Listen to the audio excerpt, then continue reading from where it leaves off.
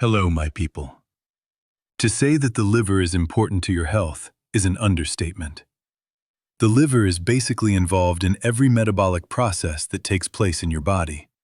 So make sure you watch this video from beginning to end, because as we start talking about the most common signs and symptoms of liver stress, the whole point is to understand the mechanism so you can fit the pieces together and really start impacting your health. Coming right up. Hey, I'm Dr. Richard, and if you want to truly master health by understanding how the body really works, make sure you subscribe, hit that bell, and turn on all the notifications so you never miss any life-saving videos. The liver is directly responsible for some 500 to 600 different reactions in the body, and they include things like manufacturing hormones, activating and modifying hormones, degrading hormones, making glycogen from excess glucose for future storage and use as blood sugar. And when we run out of that, then the liver can make glucose from scratch, gluconeogenesis, from glycerin and amino acids and the ketones that fuel the brain. When we're really low on carbs, that's the liver that makes those ketones. The liver makes various proteins. Most proteins in the body are made in the liver, tens of thousands of proteins. And two of the most common ones are called albumin and globulin. These are blood proteins that help maintain the properties of blood, the blood pressure, and we'll talk more about the osmotic pressure of albumin. Globulins are carrier proteins, and if you recognize the word immunoglobulin or antibody, that's what those are as well. The liver manufactures cholesterol, and it modifies and packages and maintains the proper balance. It recycles cholesterol as needed and maintains the optimum balance of LDL and HDL that the body needs depending on the circumstances.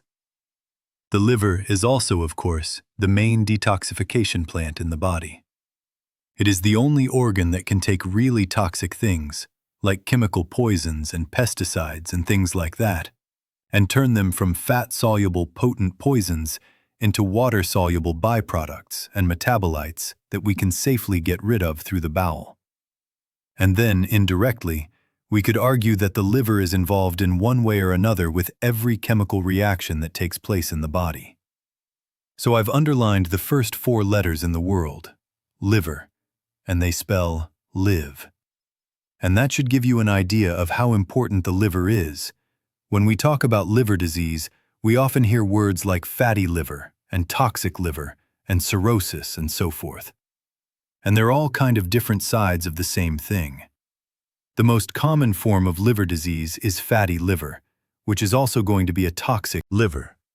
Because when we have insulin resistance, then things start accumulating fats and toxins, and metabolic byproducts start accumulating in the liver, causing congestion of fat, but also of toxins. And there are different stages of liver disease and liver failure. So in the early stages, there's no real damage, but there's inflammation, and there's severe irritation. Hepatitis going on at 2 different degrees, then that can proceed. If we get more accumulation, we get fatty liver, with insulin resistance and type 2 diabetes. But then, if we really start damaging the liver, if we take it further, we break it down to where there is scarring and fibrosis. Now we're really starting to do damage. And if this damage gets so widespread that a major portion of the function of the liver is lacking, then we have cirrhosis, which is basically just severe scarring of the liver. And then, of course, if this proceeds, then we can also end up with end-stage liver disease, with liver failure and cancer. First sign of liver stress is called bronze diabetes. And this isn't really diabetes, but it can be associated with that, and it can contribute to diabetes. It's really something called hemochromatosis, which simply means a whole lot of color in the blood. And this is from iron overload. When we absorb too much, too high a percentage of the iron in the diet is absorbed, and not enough of it is excreted. We get iron overload. And if some of this iron gets trapped in the sweat glands of the skin, now we can get a bronze appearance of the skin. One way to think of this iron overload is rust. Just like your car can get rusty, it doesn't happen the exact same way, but you could think of it that way. And this rust, the least of your problems, is that the skin changes appearance, because what it really does is create organ damage. And the most commonly damaged organs are liver, pancreas, and heart. And this is why this is such a strong contributor to liver disease, to type 2 diabetes. Of course, liver, pancreas, that's about diabetes. And heart is about cardiovascular disease.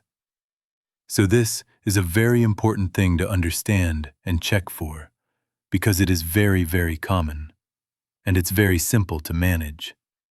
It contributes to insulin resistance, type 2 diabetes. And here's why it's so often missed. Because most times they do a blood test for you. They test something called serum iron. Well, that's like measuring your wealth by how much money you happen to have in your wallet at any given time. Because the serum iron is less than 1% of the iron in your body. If we really want to get an idea of how much iron load you have, we want to test something called ferritin. So, ask your doctor for the ferritin test. Because it's so inexpensive, it'd add like $5 to the blood test, and you will find out. And you get really valuable information, because this is like measuring your savings, your equity. Your house worth this will give you an idea of how much iron is really in there. That's the best measurement there is. Also a genetic test, the true, definitive test for if you have the hemochromatosis. If they want to slap a label on you, you need the genetic test. But in reality, you don't need the genetic test, because the only treatment for this is to give blood. If there's a whole lot of stuff wrong with your blood, then they'll just do bloodletting and throw it away. But if there's nothing majorly wrong, you just have a lot of iron, then go to the Red Cross and donate some blood, and they'll love you for it. Sign number 2 is called xanthelasma, and that's a fancy word for yellow and plaquing. And if this shows up on the inside corner of the eye, that's the label they give it. And these are cholesterol deposits. So normally, the liver produces bile, and bile is like a detergent. It's breaking up grease just like your detergent, an emulsifier, does so when you have a fatty meal. The liver has made the bile, and the gallbladder stores the bile. And the gallbladder squirts out some bile that breaks up the fat. But if the liver is stressed, if you have liver disease, you're not going to make as much bile. And now you also don't have the proper fat metabolism. And part of fat metabolism is cholesterol metabolism and cholesterol breakdown. So if you don't produce enough bile, then some of this cholesterol can end up in the wrong places. Number 3 is jaundice. And that basically is just a condition of being yellow. And you could have the yellow on the skin, or you can have it even in the earlier stages and the sclera on the white portion of the eye. And this color comes from red blood cells. When red blood cells are broken down and recycled, then one of the end products that the liver is responsible for is called bilirubin. This bilirubin is then discarded in the bile, and that's what provides the brown color of your stool now, if the liver can't finish this process properly and put it in the bile. Then this bilirubin starts spreading. It's not being discarded properly, and it ends up in other tissues. And now the color appears as yellow on the skin and the eye. Number 4. Thing to look for is changes in bowel habits. One of the most common signs of liver disease is diarrhea, especially chronic diarrhea. And it's very poorly understood. They don't really understand why, but it's one of the strongest associations to liver disease. Another thing is called steatorrhea, which means fatty stool. And this one is very plain and simple, because again, it comes from the liver not making enough bile. If we don't break down and digest the fat, then it's going to stay in the digestive tract as part of the stool. It's going to be pale because of the extra fat, and also from the lack of bilirubin that we're not getting from the bile, and it's going to float because fat is lighter. So again, less bile, less fat digestion creates all kinds of problems. Sign number 5 is itching and burning. And this happens because of bile retention. The bile is supposed to contain toxins to be discarded, but if we can't get rid of the bile, if it's stuck, if it's not flowing properly, then these toxins end up stuck in the body. And one of the most common places is feet and hands. And why is that? Because it has to do with circulation. Circulation is what brings things to the tissues, and it's what removes toxins and junk and debris from the tissues. And you could have this because of liver congestion, and it could be made worse by type 2 diabetes. And the reason we so often see this in the feet and the hands, a lot of problems happen there, is because they are the furthest from the heart. So because of lack of circulation, the further it is from the heart, the harder it is to bring nutrients there and to remove toxins from. Their number 6 thing that you might notice is poor vision. There is a vitamin associated with eyesight called vitamin A, and this is a fat-soluble vitamin. So when the liver and the bile isn't working, now we can't digest and absorb and utilize the fat-soluble vitamins A, D, E, and K. So without the vitamin A, we're going to have disturbances, possible degeneration of general vision, but especially of night vision. So if you have poor vision at night, called night blindness, that could very well be some liver stress. Number 7 is a really big one that a lot of people don't realize, and that's allergies. Whether it's food sensitivities or environmental reactions maybe it seems like you're reacting to just about everything that you eat. There's so many different foods that you get a reaction to. Well, that could be liver congestion, liver toxicity. Same thing with environmental reactions. If you have hay fever, if you're reactive to pollen and ragweed, and things like that, or even pets, that could be a toxic liver. Because the less power the liver has, the less function in the liver, the more junk accumulates in the rest of the body. And the more junk there is, the more reactions, the more tendency for the immune system to overreact, to be hypersensitive to various different things. Sign number 8 is called ascites, which is a special form of edema. And what are these things? They're fluid accumulations. And basically, it's a form of leakage where the water leaks out of the vascular system and into the surrounding tissues. And this is caused by something called hypoalbuminemia. If you recall on the earlier slides, we talked about albumin as being a sponge. That's why we have these things up here. Think sponge. Because these little proteins, they're very tiny particles, and they hold water to them. They create an osmotic pressure. And why is that so important? Because think blood pressure. When the heart squeezes really hard, and the pressure inside the blood in the arteries is so much higher than the surrounding tissues. What is it that keeps the water from just leaking out, from the blood pressure squeezing the water, the fluid, out into the surrounding tissues? And the answer is that the albumin acts as a sponge. If the liver is suffering, if the liver is underperforming, and it can't make enough albumin, that's a really big deal. Because now we have less albumin, means less sponge activity, less osmotic pressure, more leakage. So what can that look like? Well, here is one example called pitting edema. So if you push into the tissues, it's sort of like one of these memory foam mattresses. You push and it just keeps going for a long time.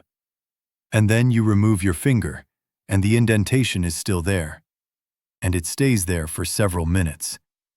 That's because of tissue fluid leakage, and ascites is the exact same thing. But now, the leakage happens in the abdominal cavity. So these people might have a distended stomach that kind of looks like a big belly, with fatty liver, but it's actually just fluid that's ascites. Number 9 is shoulder pain. And how does that come about? Well, whenever we have some stress in an internal organ, that can manifest as a referred pain. there are referral patterns of pain. So for example, if you have heart trouble, if you have angina or a heart attack, many people will report severe pain in the left shoulder, radiating out into the left arm. The heart itself doesn't necessarily have any pain, but there's a referred pain. Same thing with the liver and the gallbladder. That when the liver-gallbladder has stress, you're going to find a referral pain pattern into the right shoulder blade, into the right shoulder, and even up into the right side of the neck. So if you recall some earlier time when you might have been drinking, and you had a really bad stiff neck the day after, that could very well have been the mechanism. And the 10th sign of liver stress is fatigue. And this is actually the most common complaint. And even though it's the most common complaint, they don't really understand why this is happening. They have a number of different theories, but they have understood and observed. They don't understand it necessarily, but they have observed that there's a change in the neural transmission. So the brain and the body always talks back and forth, back and forth. And whenever the liver has stress, this changes the signals in the body and in the nervous system. And they don't really understand why. But if we just sort of use a little bit of logic, we might think that because the liver is so critical to every form of metabolic process in the body, and it is so critical to the energy production of the body, of maintaining ketones and blood sugar and so forth, then if the liver is really stressed, then it's not so strange that it wouldn't be able to produce the proper energy and the proper blood sugar and so forth. Another way we can think about this is that when you're sick, your body likes to allocate the resources differently. It doesn't want to fight a war. It wants to heal the inside organs. It wants to fight off. If you have an infection or if you need to heal something. So being in a healing state will very often produce tremendous fatigue. Now, if you have a fatty liver or a toxic liver or liver disease, whatever you want to call it, what do you do about it? There's a lot of talk about liver detox, and you can buy these packages called liver cleanses or liver flushes. And what they do is they just basically get the bowel moving. They stimulate some things and they flush things out. And that's not a bad idea, because the liver dumps all of the toxins, all the byproducts of its activity, it dumps into the bowel. That's the natural evacuation route. And if your bowel isn't moving, then the stuff just sits there, and it has a tendency to be reabsorbed the longer it sits. So moving the bowel is a great idea. But there is so much more that's just a short-term step one. Then you want to focus on eating real food. And you want to understand that plants and animal products are both great. That plants have more of a cleansing function, and animal products have more of a rebuilding function. The amino acid profile in animal products, which the body makes tissues from, is much more complete. It is much more utilizable by the body from animal. But plants have a great way of cleansing, and we're not talking about bread and donuts. We're talking about non-starchy vegetables, leafy greens, cruciferous vegetables, things like that. A lot of the damage in the liver is from oxidative stress, and to combat that, we need antioxidants. But it doesn't mean that we need to go and buy a bunch of supplements or products that have antioxidants. It means we need to understand sulfur and glutathione and cysteine and methionine. So what does that mean? Glutathione is the antioxidant that really matters. It's the one that the body makes itself inside the cells, and it makes it from two amino acids called cysteine and methionine that contain sulfur. So you want to try to find foods that contain a lot of sulfur, whether they are from animal products or plants. It's a good idea to select plant and animal products that have a lot of sulfur, because then you get these two amino acids and you can make a ton of glutathione, which, again, is the only antioxidant that really matters in your body. And then, of course, you want to stop putting in the garbage that caused the problem in the first place. And there's three things we want to understand: sugar and alcohol. Sugar is 50% fructose, which is a liver poison. High fructose corn syrup is more than 50%, and alcohol is an even more potent liver poison. So these have to go next. However, We want to understand that medication is also a potent liver toxin, that the reason you have to take more medication all the time is that the liver does its very best to clean it out.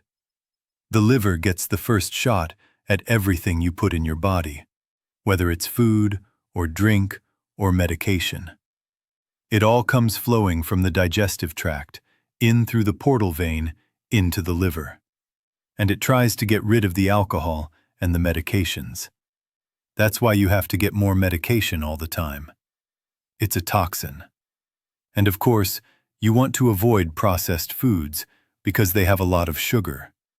They have a lot of chemical additives. They have a lot of preservatives and artificial colorings. They have a lot of chemicals. That is a burden on the liver. And the processed foods basically don't have anything of the stuff that you need.